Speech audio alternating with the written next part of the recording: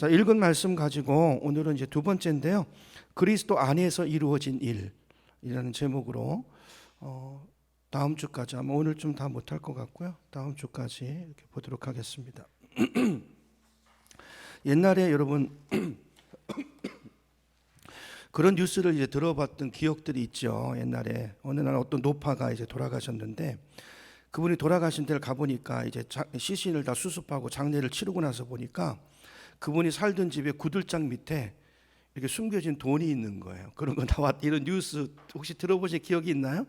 종종 있었어요. 옛날에 금부치가 막 그냥 이만한 금괴 같은 게 들어있고 뭐 이런 이야기들 이제 들었던 기억이 있는데, 이제 많은 돈을 쌓아놓고도요, 돈을 버는 거는 아는데 돈을 쓰는 법을 몰라가지고 그걸 누리지 못하고, 그 돈을 쌓아두고도요, 세상에 만나는 거 드시지 않고 컵라면 드시고 라면 끓여 드시고 이러다가 돌아가신 노인 이야기들을 어쩌다 듣는 경우들이 있어요. 자, 요즘도 이제 그런 미담이 있잖아요.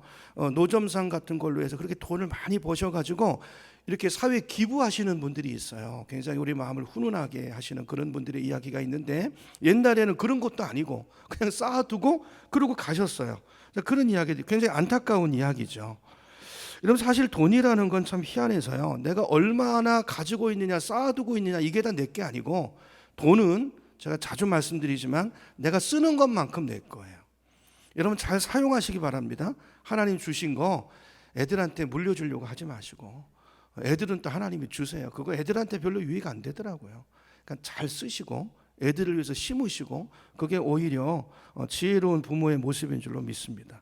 그러니까 많이 모아놓고도, 그죠? 그게 많이 모아놓으면 그게 내 건 줄 알았는데 아니에요. 자기 거 아니라는 거죠. 누구 거 될지 몰라요. 누가 그거 가지고 쓸지 모른다는 거예요. 그러니까 쓰는 만큼 자기 건데, 옛날에 이제 노인들 경우는 그런 경우들이 있고, 지금도요, 나이 드셔가지고 계속 버시는 분들이 참 보면 참 안타까워요. 이제 좀 그만하시고 좀 쓰시고 누리시고 좀 좋은 일을 하시고 그렇게 사시면 훨씬 더 하나님 앞에 의미 있는 인생이 될 텐데, 그냥 모으는 데만 급급해 있는, 저는 그러지 않기를 바랍니다. 저희는. 근데 저는 이 모습이 바로 오늘날 우리 현대 크리스찬들의 모습은 아닌가, 우리가 그런 모습과 좀 닮아 있지 않은가, 제가 가끔 그런 생각을 해봐요. 여러분, 우리가 이제 성도가 됐다는 것은요, 엄청난, 그 자체로 엄청난 특권과 엄청난 복을 가지게 된 것이거든요. 우리가 평생을 끌어다 써도 다 쓸 수 없는 그런 유산들, 하나님의 영적인 복들을 우리가 가진 것인데, 근데 많은 성도들이 이걸 몰라요. 내가 받은 복이 뭔지를 모르기도 하고, 그걸 또 사용하지를 않아가지고 마치 아까 서두에 말씀드렸던 그 노파가 쌓아두고도 쓰지 못하고 가는 것처럼 평생 내가 나중에 천국 간다, 나는 성도가 됐다, 이 사실 하나만 붙잡고 죽을 때까지 누리지 못하고 하나님의 자녀의 특권을 누리지 못하고 사는 성도들이 우리 주변에 굉장히 많이 있는 것을 우리가 보게 됩니다. 그렇죠? 마치 그 노파와 같은 것이죠. 오늘 바라기는 이 말씀을 통해서 우리가 나에게 주어진 성도가 되었다는 게 뭘 의미하는가, 우리에게 주어진 신분의 변화가 우리 삶을 어떻게 바꿔놓을 수 있는가라는 것들을 우리가 성경적으로 면밀히 검토하는 가운데, 그런 특권들을 누리시고, 우리 교회 표가 뭡니까? 행복을 누리고 나누는 교회잖아요.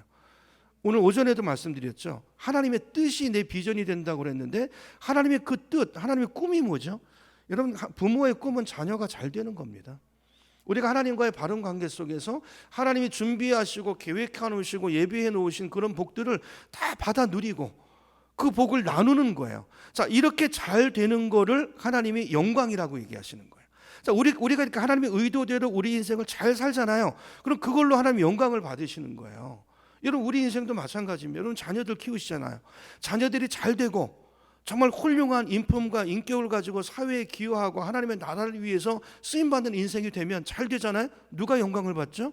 부모가 그 자녀를 통해서 영광을 받는 것입니다. 그러니까 하나님이 영광을 받는 게 우리가 뭐 북한에서처럼 기쁨조 노릇하라는 게 아니고, 하나님의 뜻이 우리 삶에 이루어지는 거예요. 근데 그 뜻이 뭐라고요? 우리 행복이라고. 이걸 우리가 놓치지 않을 필요가 있어요. 제가 이제 저는 늦게 예수를 믿었는데, 처음 신앙생활한 그 교회는요, 굉장히 율법적인 교회였어요. 저는 처음에 고신축, 아니 뭐 특별한 교단을 말씀드려서 그런 죄송한데, 뭐 그 교단이 다 그렇다는 건 아닌데 하여튼 그 교회가 그랬어요. 굉장히 율법적인 신앙생활을 하고, 장로님부터 시작해서 목사님도 얼굴에 기쁨이 하나도 없고 내천자가 그려져 있고. 그러니까 행복하지 않아요. 예수를 믿는데 행복하지 않아요. 그리고 연륜이 더해가는데 매력적이지 않아요. 뭔가 이렇게 나도 예수 믿으면 저렇게 되겠다 싶으면 이게 과연 뭐 의미가 있는 걸까 이런 생각을 자아낼 정도로 그렇게 별로 이렇게 좋은 모습이 아니었어요. 그럼 왜 그럴까요? 왜 예수를 믿는데 우리 삶이 좀 넉넉해지고 예수님의 인격을 닮아가는 게 아니라 점점 더 완고해지고 고집스러워지고 인색해지고 이러면 이거 예수 잘못 믿는 거죠. 그러니까 왜 이렇다고요? 하나님의 축복을 갖다 쓰지 못하고 하나님의 은혜를 제대로 알지 못하고 누리지 못하기 때문이라고 저는 생각합니다.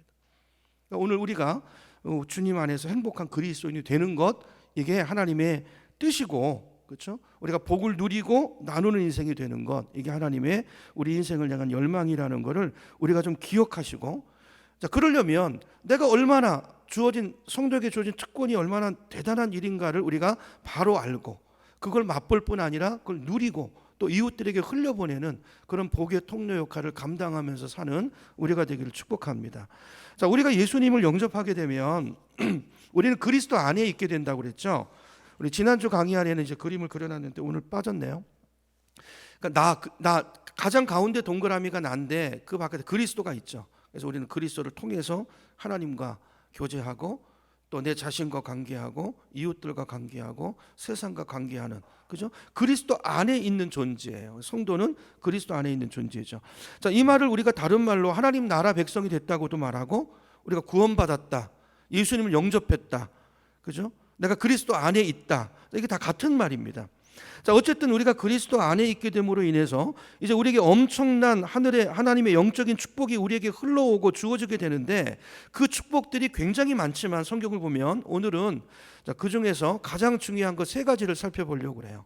자, 이번 과에서 이제 오늘은 뭐 좀 보는 데까지 보겠습니다. 우리 첫 번째가 뭔가 우리 강의한 첫 번째를 같이 읽어보겠습니다. 2번에 1번입니다. 2번에 1번. 2번부터 읽어볼까요? 2번 제가 읽어볼게요.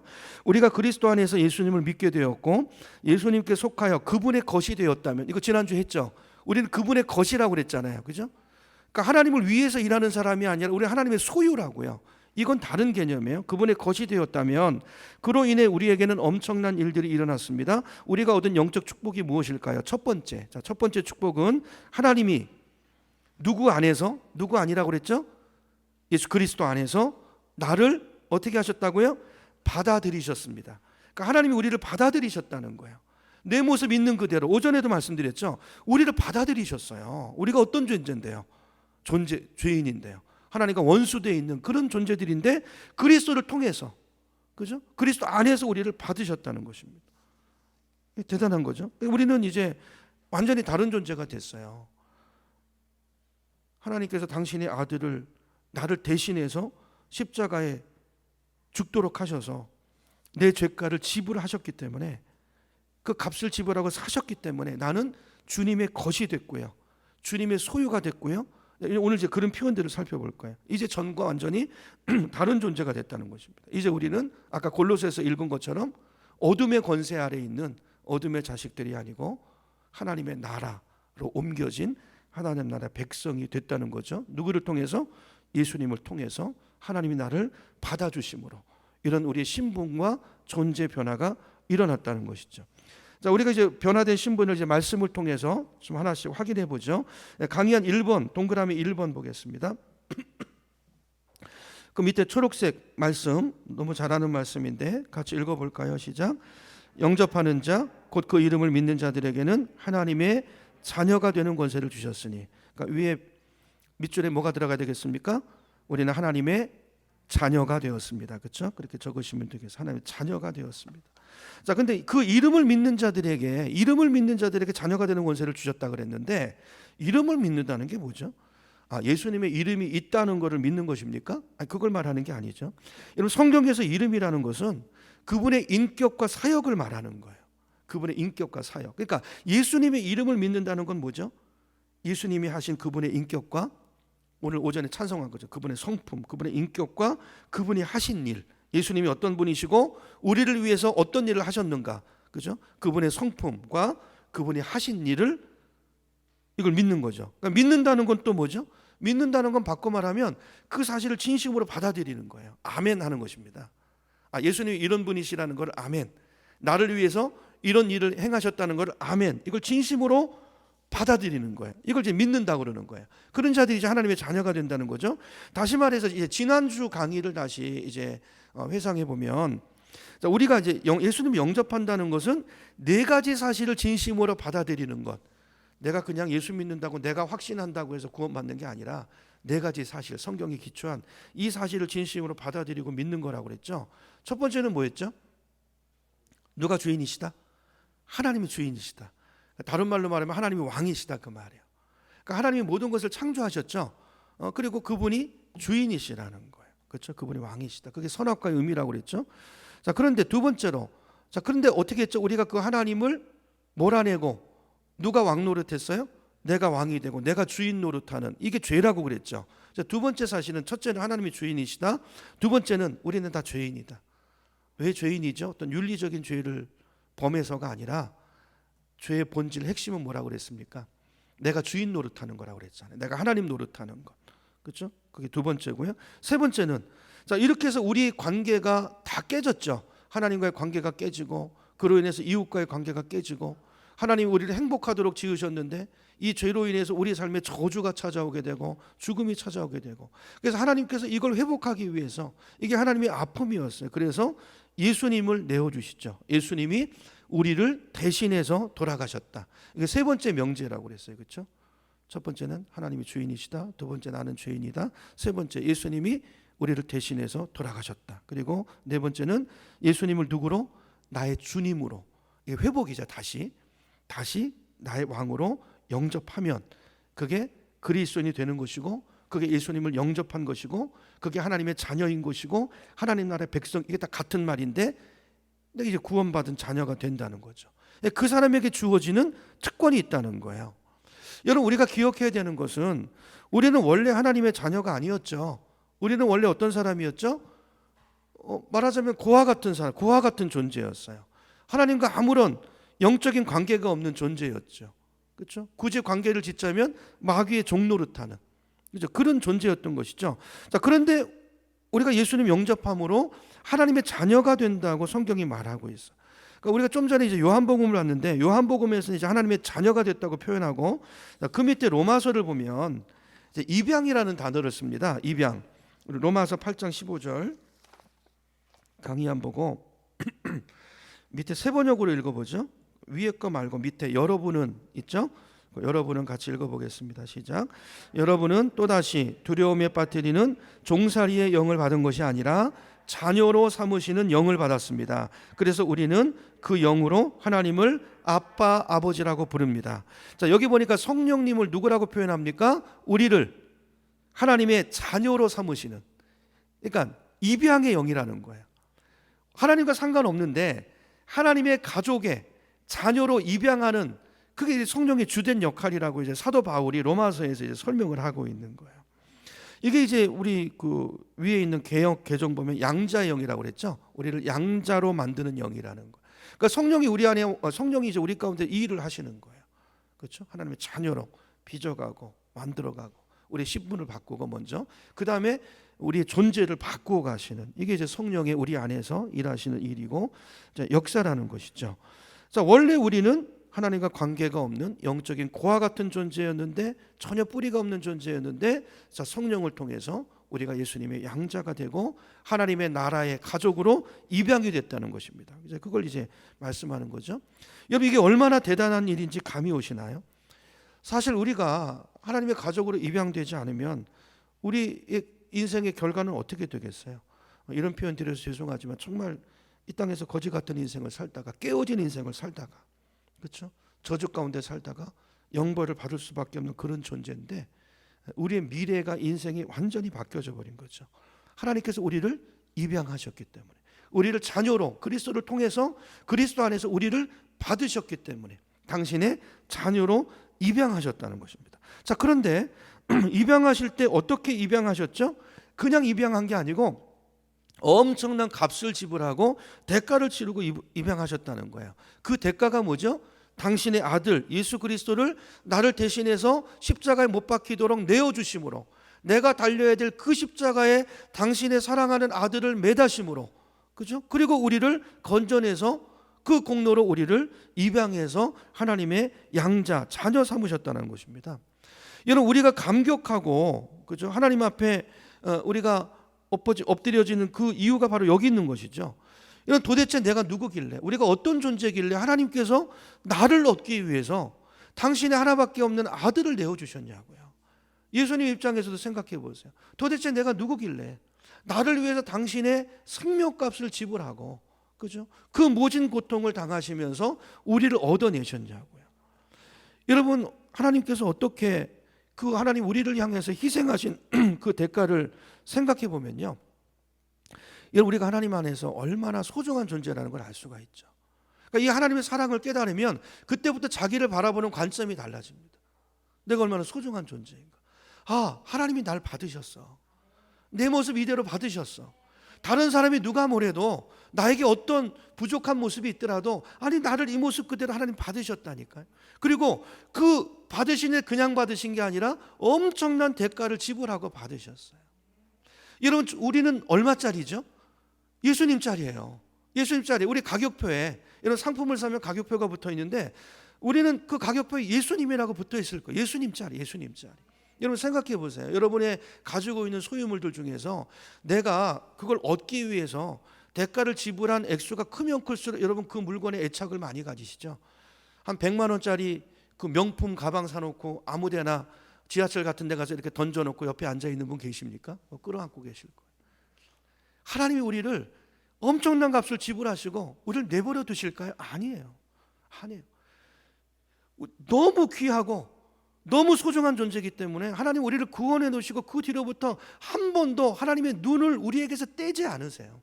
여러분, 그러시잖아요. 이거 보고 또 쓰다듬고 그러지 않습니까? 명품백 선물 받으면 그러지 않으세요?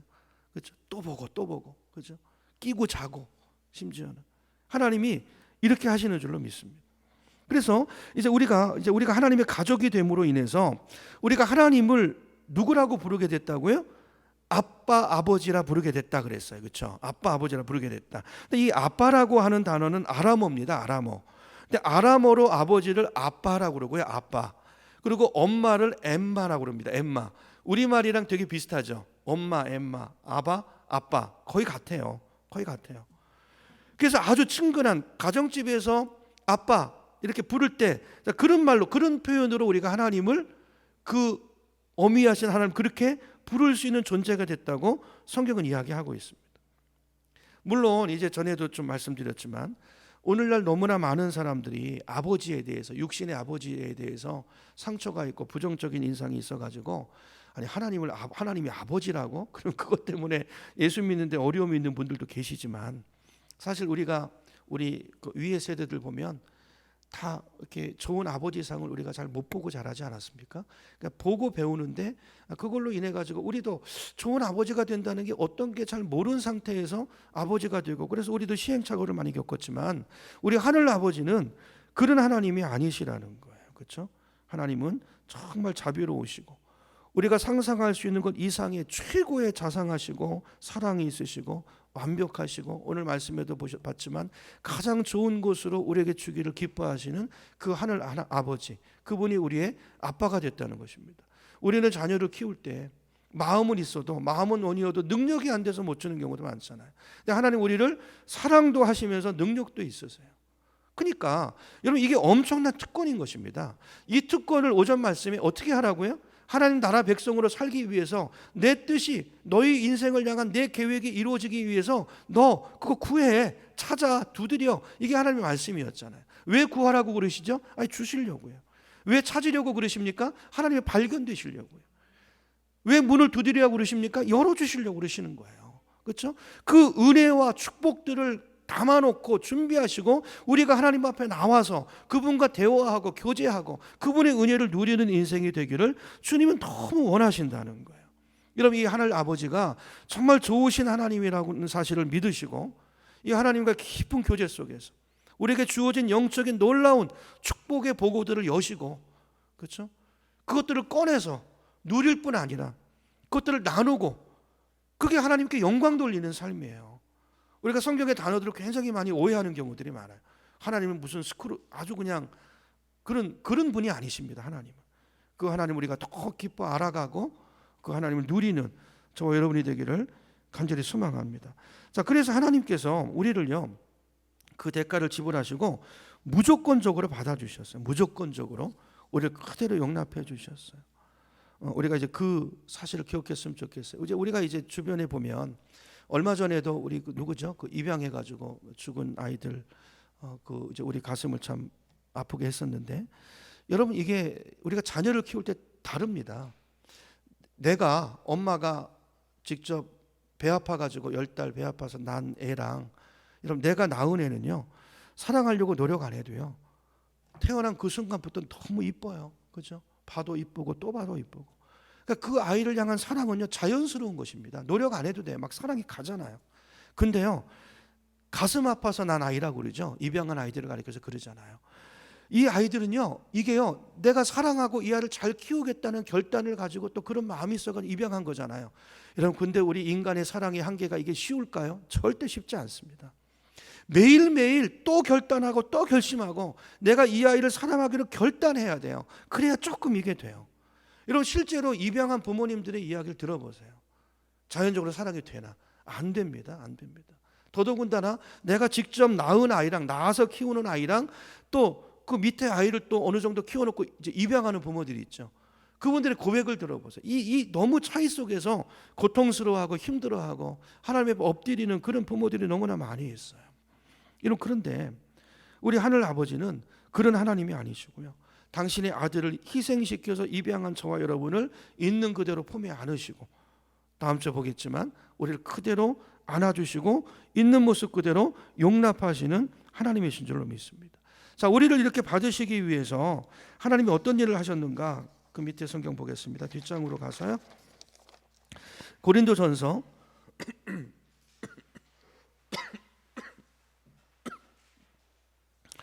고린도전서 6장 19절부터 20절까지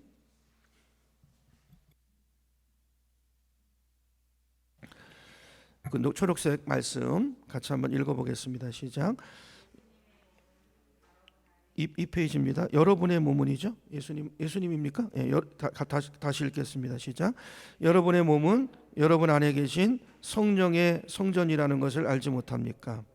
여러분은 성령을 하나님으로부터 받아서 모시고 있습니다. 여러분은 여러분 자신의 것이 아닙니다. 여러분은 하나님께서 값을 치르고 사들인 사람입니다.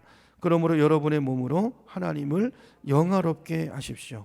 자, 이 말씀을 보면 하나님께서 하나님이 우리가 누구인가를 말씀해 주시는 표현들이 여러 개가 있는데요. 자, 이 말씀에서는 하나님이 우리를 누구라고 말합니까? 우리는 하나님의 것이다, 하나님의 소유다, 이렇게 말씀하시죠. 값을 지불하고 우리를 사셨다는 거예요. 그러므로 내 몸은 내 것이 아니고 누구의 몸이에요? 하나님의 몸이고. 이게 옛날 그 당시에 노예제도를 비교로 해서 설명하신 것이죠. 그 사회상 속에서 보면 이런 이미지로 개념으로 설명을 하시는 거죠. 자, 우리 4번을 볼까요? 4번 아까 읽은 말씀인데요.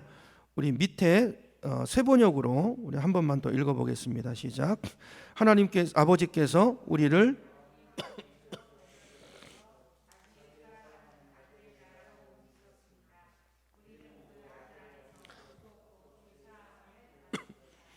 네, 여기 보니까 이 말씀에서는 우리가 어떻게 되었다고 표현하고 있죠? 아들 안에서 구속, 죄 사함을 받았습니다 그랬어요. 그렇죠? 그러니까 예수님 값을 지불하고 사셨는데 그 값은 무슨 값이죠?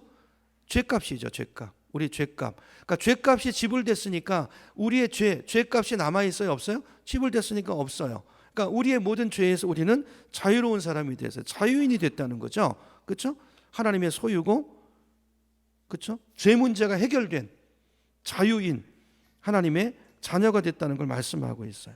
아까 위에 보면 이제 그 개역성경에는 이제 값으로 산 것이 됐다는 말이 있잖아요. 아까도 말했지만 그 값이 얼마라고요? 예수 그리스도 값, 그분의 값, 그렇죠? 그러니까 그분의 값. 그러니까 우리 생명값이 얼마가 되겠어요? 옛날에 노예를 주급할 때 값이 있잖아요. 그러니까 요즘은 값을 어떻게 따지나요? 뭐 연봉으로 보면 되나요? 그러니까 예를 들어서 연봉 1억 되는 분이 있다고 생각해봐요. 연봉 1억. 대단하죠. 근데 예수님 값은 얼마예요? 그러니까 엄청난 값이 지불됐으니까 우리의 값을 갚고도 남는, 우리가 평생 짓는 죄값을 갚고도 남는 넉넉한 값이 지불된 거예요. 그렇죠? 그러니까 그리스도 안에서 그러므로 우리를 그대로 받으셨다는 것이죠. 그렇죠? 이런 은혜가 우리에게 주어져 있는 줄로 믿습니다. 두 번째로 그 밑에 보시면, 자, 두 번째 축복은 나는, 그다음 뭐죠? 누구 안에서? 그리스도 안에서 특별한 존재라는 것입니다. 특별한 존재라는 것입니다. 그러니까 우리 그 말씀을 달고 보죠. 그럼 1번 동그라미 보겠습니다. 1번 그 밑에 말씀 같이 읽어볼까요? 시작. 나는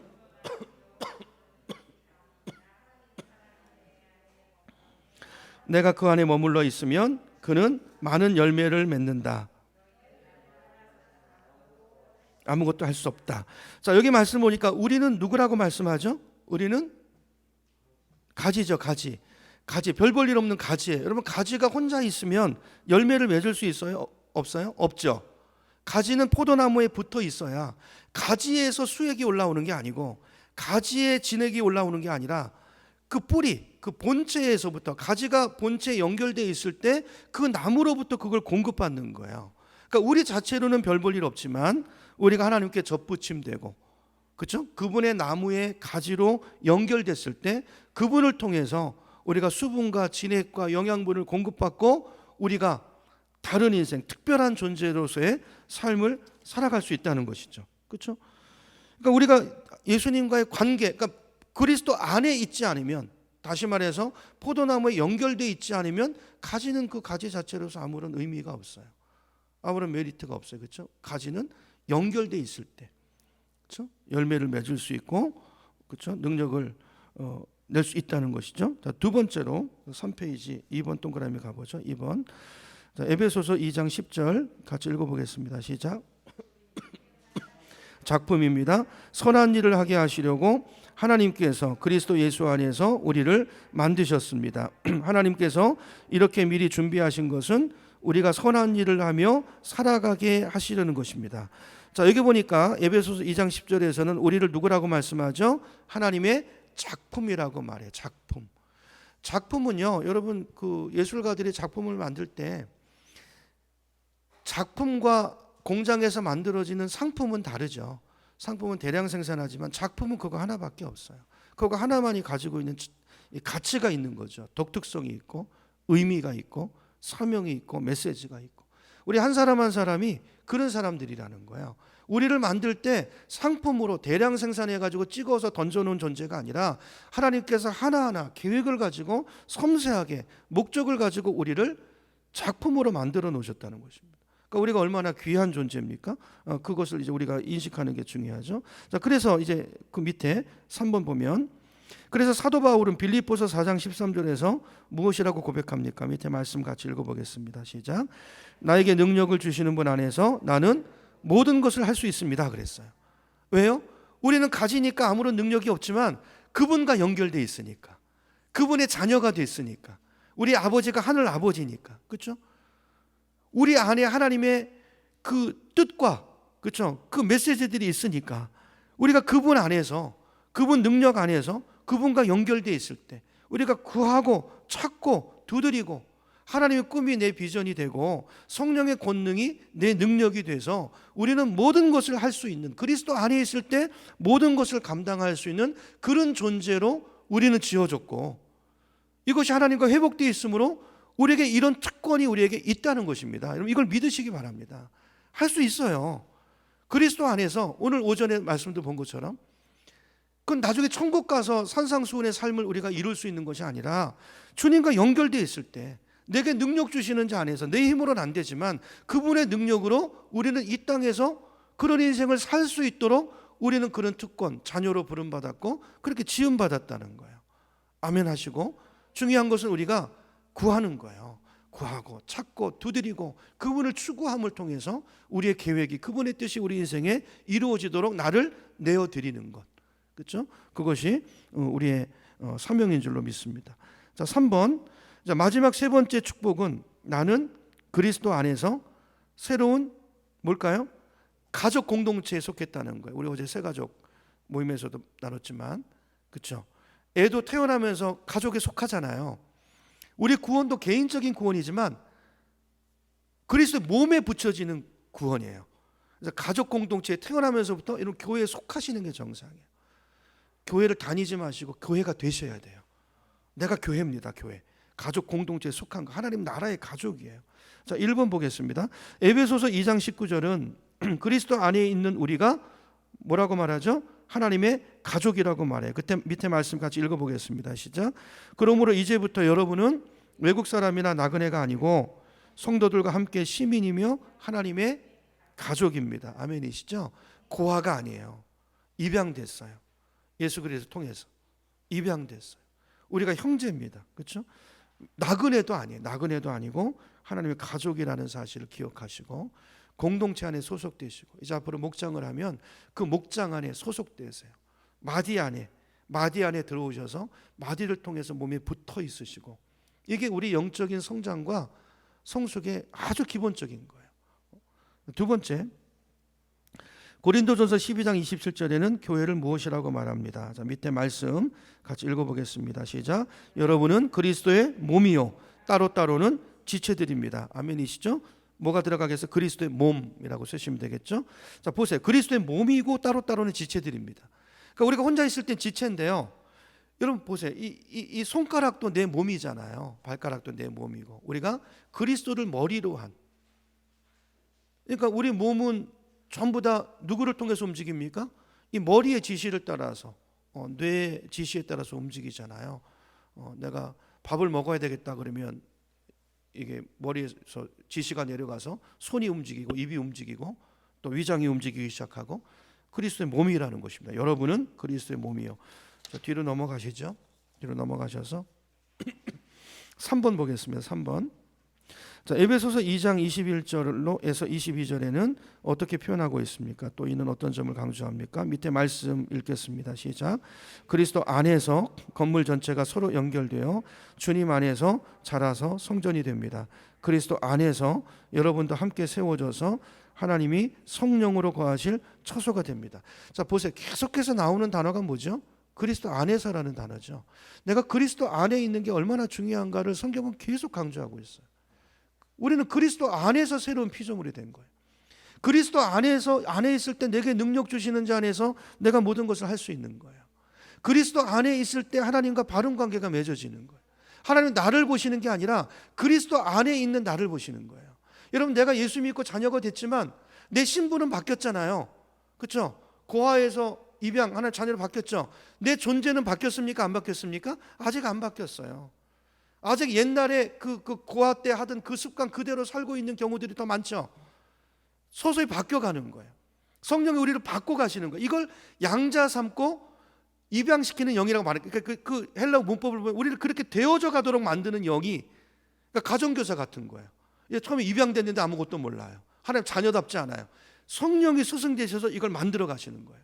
성경을 교과서로 성령이 스승되셔서 우리를 바꿔 가시는 그 영이 성령인 거죠. 성령인 거죠. 그래서 그리스도 안에서라는 단어가 굉장히 중요합니다. 그리스도 안에서. 우리는 하나님께서 우리를 보실 때 예수님을 통해서 보시는 거예요. 우리를 그냥 보면 우리는 어떤 존재입니까? 하나님 자녀 될 수 없죠. 그렇죠? 우리는 죄덩어리잖아요. 근데 그리스도 안에서 우리를 받으신 거예요. 그리스도 안에서. 그러므로 우리가 주님 앞에 나아갈 때도 누구를 통해서? 그리스도를 통해서 나아가요. 우리가 이웃과 관계할 때도 그리스도 안에서 대하죠. 나는 죄인이죠. 그리스도 안에서. 그분의 은혜 안에서. 내가 누구인가를 알고 그분의 사랑, 그분의 은혜, 그걸 통해서 이웃들에게 나갈 때 바른 관계가 맺어지고 우리 삶에 무너진 그런 것들이 회복되고 치유되는 은혜가 그리스도 안에 있을 때 이루어지는 줄로 믿습니다. 그래서 에베소서 2장 21절 22절은 어떻게 표현하고 있습니까? 우리를 성령의 전이라고 얘기하죠. 성령이 거하시는 전이, 우리 안에 성령이 와 계시다고요. 구약 시대 때는 성령님이 어떤 특별한 목적이 있을 때 어떤 사람에게 임하시고 그리고 끝나면 또 가시고 이랬는데, 지금은 성령이 안에 우리 와서 안에 와 계세요. 누구로요? 누구로 와 계시죠? 객이 아니고 주인으로 와 계시는 줄로 믿습니다. 그러니까 하나님이 우리를 값을 주고 사시고 성령의 전으로 우리 안에 하나님의 통치권을 행하시고 하나님의 다스리시고 하나님의 뜻을 이루어 가시는, 그죠? 그런 전 하나님의 통치 안에 있는 하나님의 나라가 우리가 이제 됐다는 거죠. 그 사실을 기억하는 우리가 되기를 소망합니다. 자, 마지막 세 번째로 3번 우리 같이 읽어봅니다. 시작. 이러한 그리스도인의 축복을 알았던 사도 바울은 이런 사실을 바라보면서 감격합니다. 고린도후서 5장 17절에서 그는 그리스도인을 어떻게 묘사하죠? 우리 완전히 새로운 피조물이에요. 새로운 피조물. 그렇죠? 말씀 같이 읽어보겠습니다. 시작. 그런즉 누구든지 그리스도 안에 있으면 새로운 피조물이라. 이전 것은 지나갔으니 보라 새 것이 되었도다. 새 것이 되었도다. 이제 우리가 새로운 피조물이라는 것을 인식하는 사람들은 어떻게 살아야 되는가? 우리 전에도 봤지만 우리 한 번 더 보고 마무리하겠습니다. 로마서 6장으로 가보시죠. 로마서 6장.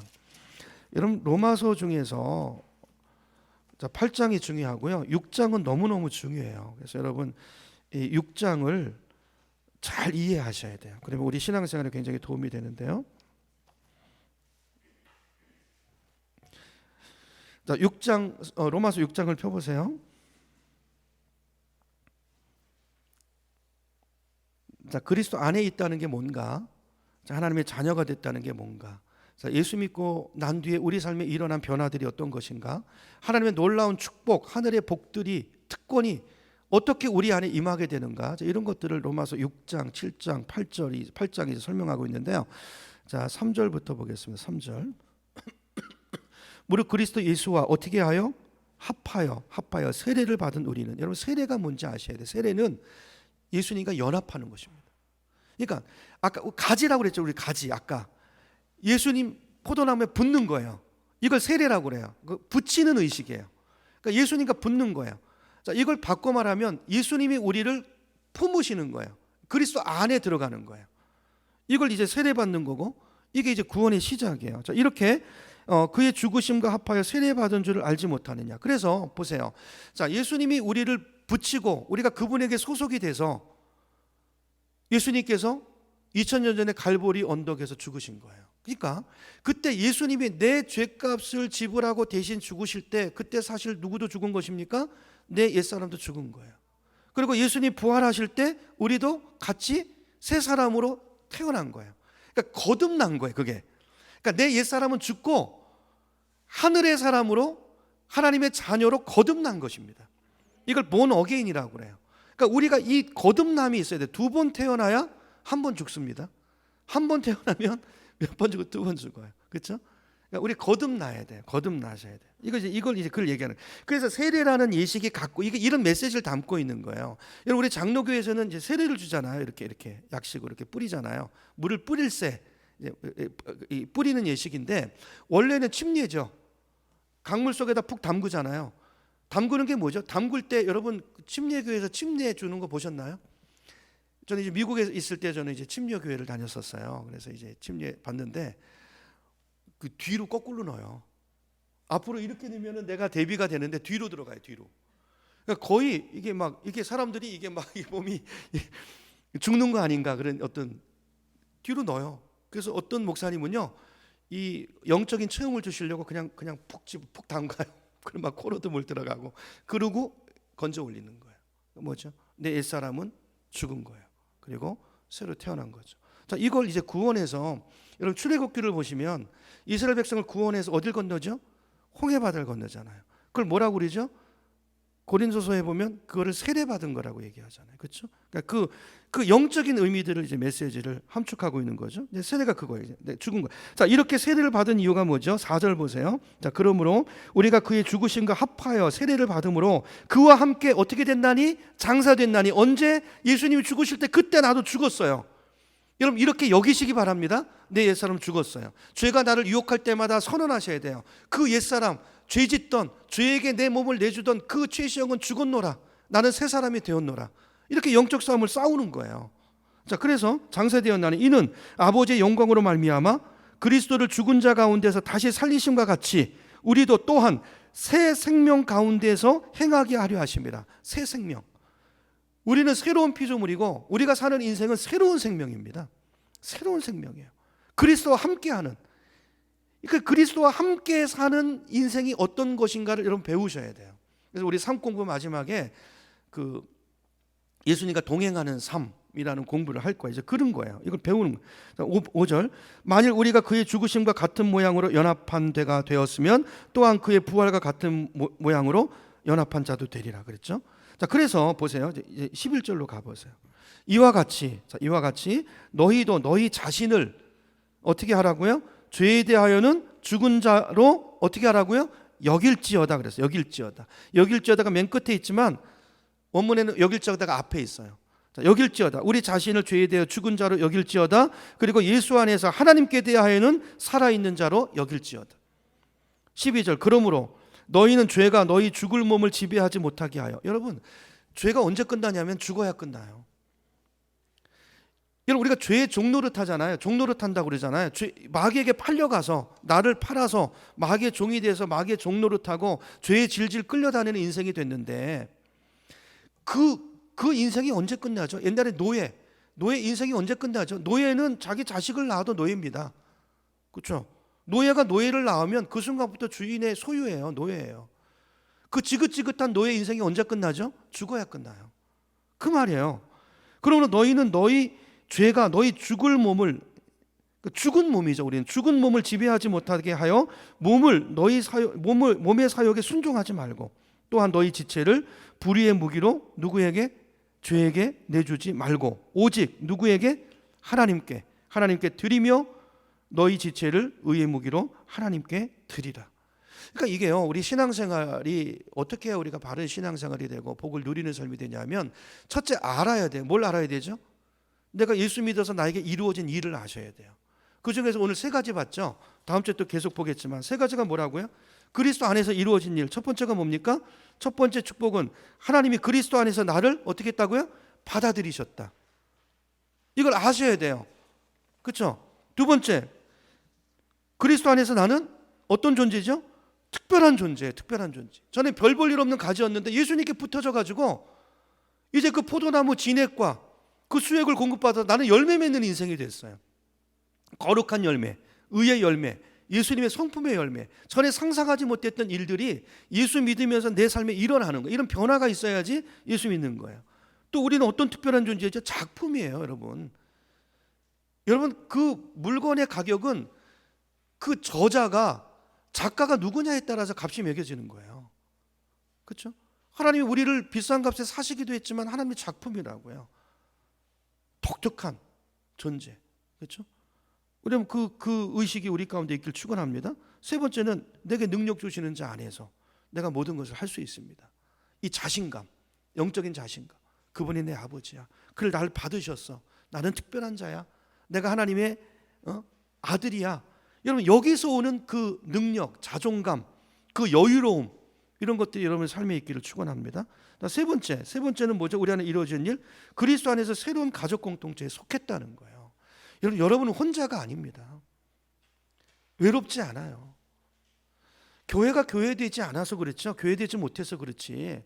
우리에게 일어난 일이 어떤 일인지는 모르고 우리가 능력을 끌어다 쓰지 못하고 그래서 교회 공동체가 요즘은 세상에 오히려 간섭을 받고 조롱받는 모습이 됐지만 아니요. 그게 하나님이 의도하신 모습이 아니고 교회는 정말 영광스러운 곳입니다. 그런 공동체를 만들 수 있어요. 그리스도 안에서. 이 영광을 잃어버린 거예요. 현대교회가 조직화되고 건물 중심의 교회가 되면서 이 영광을 잃어버린 거예요. 나에게 주어진 일이 뭔지도 알지 못하고. 아닙니다. 하나님의 가족 공동체예요. 교회에 와보면 천국이 이런 곳이겠구나라는 것을 느끼도록 성도의 가정은 그런 가정이어야 되고요. 우리가 섬기는 교회는 그런 곳이어야 돼요. 그래야 우리가 바로 서 있는 거예요. 그런 게 아니면 우리 다 잘못 믿는 것입니다. 강단에서 잘못 가르치는 거고요. 잘못 설교하는 거고 잘못 믿는 거예요. 이거는 당연히 우리 안에 이루어질 일이에요. 이루어질 일. 이걸 믿음으로 받으시고 여러분, 우리가 교회나 공동체에 대해서 너무 상처를 많이 갖고 있어서 적당한 거리를 두시는 교인들이 요즘 많잖아요. 그래서 큰 교회는 자꾸 커지는 거예요. 왜요? 거기는 익명성을 가지고 숨어 있으면 되니까. 일 안 해도 되고 헌금만 하고 돈만 내고 예배 자리 왔다 가면 모든 것을 합리화시켜 주잖아요. 그렇지 않습니다. 그건 신앙생활 하는 거 아니에요. 그거 신앙생활 안 하는 거예요. 제가 그런 말을 들었어요. 얼마 전에. 그 뭐 안산에 있는 모 교회는 코로나 기간 동안에 교회가 더 커졌대요. 뭐 교인이 4천 명이 넘었대요. 자기 교회는 부흥한대요. 그래서 아니 그 교회에서 말하는 인터넷 교회가 뭐냐 그랬더니 그 교회 인터넷 예배에 들어오는 클릭 숫자를 말하는 거예요. 그게 교회입니까? 그거 교회 아니에요. 예배 보고 가는 건 교회 아닙니다. 교회가 되는 거예요. 이런 것들이 뭘 의미하는가를 우리가 배워야 되고요. 이걸 알아야 돼. 이걸 바로 알고, 그 얘기를 바로 알고 그리스도 안에서 이루어진 일이 뭔가. 하나님, 우리가 어떤 존재로 부음받았고 이런 특권을 누리려면 우리에게 필요한 것들이, 이런 것들을 알고 나를 그렇게 여기고 나를 그렇게 드리고 사셔야 돼요. 세 가지입니다. 알고, 여기고, 드리고. 설교를 들으실 때도요, 듣고 끝나시면 아무 의미 없어요. 성경은 청종하는 자에게 복을 주시지 듣는 자에게 복을 주시는 말씀은 성경에 없어요. 청종입니다. 듣고 들으면, 아니 강단에서 선포되는 말씀이 진짜 그런가 아닌가 여러분 상고하시라고 그랬죠. 그렇죠? 그리고 맞으면 받아들이셔야 돼요. 그렇게 알고 여기고 내 삶을 드리고, 그럴 때 이 말씀이 내 말씀이 되고 내 안에서 내면화가 되고 성품화가 되고 인격이 되고, 그것이 내 인생을 바꾸고 하나님의 자녀답게 만들어가고 그 인생 가운데 부어주시는 놀라운 축복을 누리고 나누는 이 영적인 선순환이 우리 안에 일어나야 되는 줄로 믿습니다. 예수 믿는 거죠. 알고 여기고 들으시는 여러분 되기를 축원합니다. 근데 이거는 누가 하는 거죠? 내가 하는 거. 하나님이 다 해주셨지만 내가 알고, 여러분 성경 공부를 하셔야 돼요. 설교도 열심히 들으시고 또 적으시고 또 그걸 갖고 가서 정말 이게 그런가 또 되새기시고 묵상하시고, 그러면 이 말씀을 통해서 오늘 하나님은 나에게 목사님을 통해서 왜 이 말씀을 주셨을까? 오늘 내가 듣기를 원하고 내가 변화되기를 원하고 내가 순종하기를 원하는 말씀은 뭘까? 그거 하나를 정리하시고, 하나님 내가 이 말씀대로 살겠습니다. 이 말씀이 오늘 하루 이번 한 주 내 삶을, 우리 가정을 다스리게 해주십시오. 내가 이 말씀을 위에 두고 이 말씀의 인도를 따라 살겠습니다. 이 결단을 가지고 여기는 거예요. 그렇게 여기는 거고 드리는 것입니다. 일주일의 삶 속에서 이것이 예배라고 그랬어요. 로마서 12장 1절 2절이죠. 로마서 12장 1절 2절 뒤로 조금 가겠습니다. 로마서 12장 1절 2절. 자, 그러므로 그랬죠. 지금까지 아까 6장에서 본 그 내용을 포함해서 사도 바울이 그러므로 결론이에요. 형제들아, 내가 하나님의 모든 자비하심으로 정말 내가 애타게 너희를 권하노니 너희 몸을 하나님이 기뻐하시는 거룩한 산 제물로 드리는. 뭘 드리라고요? 몸을 드리는 거예요, 여러분. 내가 마음을 드린다고요? 아니, 마음을 드리는 게 맞죠. 근데 그 마음이 진심이라면, 그 마음이 진실된 마음은요 반드시 몸을 움직이게 돼 있어요. 그 마음이. 그렇죠? 근데 그 마음이 진짜인지 아닌지 어떻게 알아요? 우리는 몰라요. 우리는 사람 마음을 모르는데 하나님이 뭘 보고 판단하시겠다고 말씀하시냐면 네 몸이 가는 걸 보고 판단하시겠다는 거예요. 예배 시간에 여러분 아무리 이 말씀에 대해서, 설교에 대해서 동의하시더라도 그건 지적인 동의예요. 그건 아직 믿는 단계가 아니에요. 그분이 정말 믿는다면 이 지적인 동의가 어디로 내려와야 되냐면 이 가슴으로 내려오는 거예요. 근데 여기서 여기까지 거리가 30cm밖에 안 되지만 이게 안 되는 분들이 많아요. 이걸로 끝나요. 듣고 나갈 때 일리 나가서 끝나요. 여러분 지난주 설교 제목이 기억나시나요? 설교 내용이 어떤 내용이죠?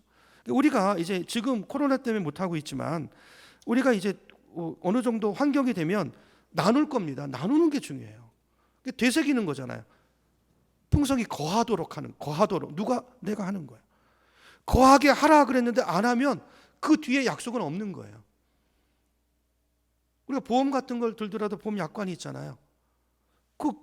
그걸 따라갈 때 그 뒤에 혜택들이 있는 거죠. 그거 어기면 그 고객님 어기셨는데 이거는 우리가 이렇게 되는 거죠. 그러니까 이게요 굉장히 중요해요. 바로 아는 게 중요해요. 알고 여기고 드리고. 그래서 보세요. 여기 너희 몸을 하나님이 기뻐하시는 산 제물로 드리라고 그랬잖아요. 제물이 되려면 우리가 살아있는데 나를 제물로 드리래요. 그럼 제물이 되려면 어떻게 해야 돼요? 내가 죽어야 돼요. 그러니까 우리 삶의 자리 속에서 내가 매일 죽는 것, 그게 하나님이 받으시는 예배 제물이라는 거예요. 내 욕심대로 본능대로 사는 게 아니라 내 옛사람은 죽고 죄가 나를 유혹할 때 여러분 남자들 얼마나 직장에서 사회에서 유혹을 많이 받습니까? 여자도 마찬가지죠. 죄가 올 때, 유혹이 올 때, 유혹 자체는 죄가 아니에요. 누구에게나 와요. 그렇죠? 그렇죠. 근데 어떻게 되죠? 그 다음에 이렇게 하는 거예요. 알고 나에게 이루어진 일이 변화가 뭔지 내가 누군지 알고 그 다음에 여기는 게 뭐죠? 사탄아 물러가라. 그 주에게 나를 내주던 최시영은 죽었다. 나는 하나님의 자녀다. 하나님의 사람이다. 그리고 마귀에게 나를 내주는 게 아니라 그리스도께 나를 드리고. 그렇죠? 이게 예배예요. 자, 이런 삶. 그럼 그 자리에서 그 일이 이루어지기 위해서 누가 죽은 거야? 내가 죽은 거예요. 그게 산 제물이에요. 내가 지금 살아있지만 그 자리에서 제물된 거예요. 이 제물됨이 있으면 이걸 가지고 여러분 주일날에 나오셔서 헌금 봉투, 그게 하나님이 받으시는 예물이 아닙니다. 그게 담겨져야 돼. 그게 하나님, 내가 일주일 삶 속에서 내가 이렇게 믿음을 지켰어요. 내가 그 삶의 자리에서 내 몸을 하나님께 드렸어요. 그 고백을 담아서 올리는, 그게 하나님이 받으시는 예물이고 하나님 받으시는 제사고 예배라는 거죠. 이 예배가 우리 가운데 회복됐으면 좋겠어요. 그렇죠? 그래서 아까 다시 본문으로 가서요. 자, 새로운 피조물이라는 걸 기억하시고, 자, 우리가 배워가는 내용들을 알고 여기고 드리세요. 여러분 제가 보니까요, 교회 10년 20년 다니셨, 지금 이제 우리 초반인데 이제 우리 6개월 동안 공부해가면서 여러분 느끼실 거예요. 성경에 이런 것도 있었나? 여러분 모르시는 게 많을걸요. 그러니까 한국 교회가 균형 있게 가르치지 않았다고요. 왜? 우리가 예수님은 그렇게 약속하잖아요. 내가 온 것은 너에게 생명을 주고 풍성히 얻게 함이라고 했는데 왜 우리 삶은 안 풍성하죠? 그걸 전체적으로 받아들이지 않았기 때문에 그래요. 전체적으로 받아들여서 우리 안에 이루어진 일들을 내가 정확히 알고 그렇게 여기고 그렇게 드릴 때 그 하늘의 놀라운 복들이, 약속들이 우리 삶에 흘러내려오고 그것이 우리 삶을 바꾸고 가정을 바꾸고 자녀를 바꾸고 우리 공동체를 바꾸는데, 너무 우리 알고서부터 안 되는, 알고서부터 문제가 있는, 부분적으로 받아들이고 10년 다녔는데 20년 다녔는데도 성경이 뭘 말하는지를 몰라요. 예수님의 가르침의 주된 가르침이 뭔지 몰라요. 여러분 예수님의 주된 가르침이 뭐죠? 예수님의 주된 가르침이 뭐죠? 하나님의 나라입니다. 나라. 근데 이거를 교회 안에 의외로 많으세요. 그러니까 우리가 배워야 됩니다. 배워야 돼요. 그래서 보세요. 왜 그리스도인의 가정들이 다르지 않죠? 안 가르쳐서 그래요. 그리스도의 가정이 어때야 되는지, 그리스도인인 남편은 어때야 되는지, 크리스찬 부모는 어때야 되는지. 여러분 아버지 학교도 해야 되고 어머니 학교도 해야 되고 자녀 양육 학교도 해야 되고 이걸 배워야 돼요. 결혼하기 전에 그냥 결혼시키는 게 아니라, 목사님 주례만 서는 게 아니라 배워야 돼요. 그 기간을 어떻게 보내고 준비해야 되는지, 부부가 뭔지, 결혼 예식이 뭔지 이거 배워야 되는 것입니다. 그래서 우리가 이런 것들을 여러분 배워야 돼요. 그렇죠? 나이에 상관없습니다. 우리가 배워야 되고, 그리고 지금부터라도 세우면 돼요.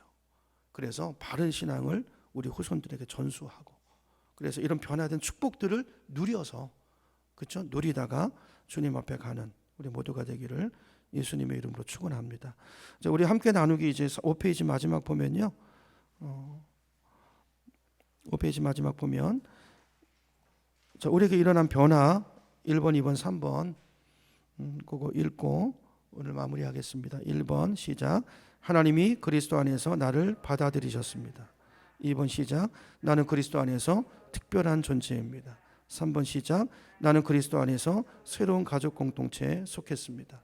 여러분 이거 한번 생각해 보세요. 자, 우리가 이런 사실을 교회에서 배우고 나를 이렇게 알고 여기고 이렇게 건강한 사람들이 결혼해서 자녀들을 키워서, 여러분 내가 누군지를 알고 내가 나에 대해서 만족하고 나에 대해서 내가 용납되고 내가 행복해야 그걸 기반으로 해서 다른 사람을 사랑할 수 있는 거예요. 내가 무너져 있으니까 다른 사람을 받을 수 없어요. 그 공간이 없어요. 그러니까 부모가 이 사실을 알고 하나님 안에서 행복을 누리고 풍성한 생명을 누리고, 그리고 그 자녀를 이 관점으로 바라보고 아이에게 이걸 가르칠 때, 아이가 그런 가정에서 어려서부터 이런 말씀의 축복 안에서 자란다면 그 아이에게 얼마나 그게 영적인 자산이겠습니까? 그렇죠? 인물이 그냥 나오지 않아요. 이런 기독교 명문 가정 속에서 이런 것들이 뿌리 내리고 쌓여가지고 그게 굉장한 자양분이에요. 그래서 우리가 이런 공동체를 세우고 가정들을 세우고, 여러분 중에서 여러분이 아브라함 같으신 분들도 계시죠. 당대 여러분 지금 당대 예수 믿으면 힘듭니다. 어려운 점들이 많아요. 그런데 갈수록 그렇죠? 그런 어떤 기대와 어떤 꿈을 가지고 여러분 가정을 세우시고 그다음에 공동체를 세우는 일들에 놀랍게 쓰임받는 우리가 되기를 축복합니다. 그러려면 내가 서야 돼요. 내가 서야 돼요. 그래서 이번 기간 동안에 그렇게 누리신 은혜가 있기를 축원합니다. 우리 찬양하고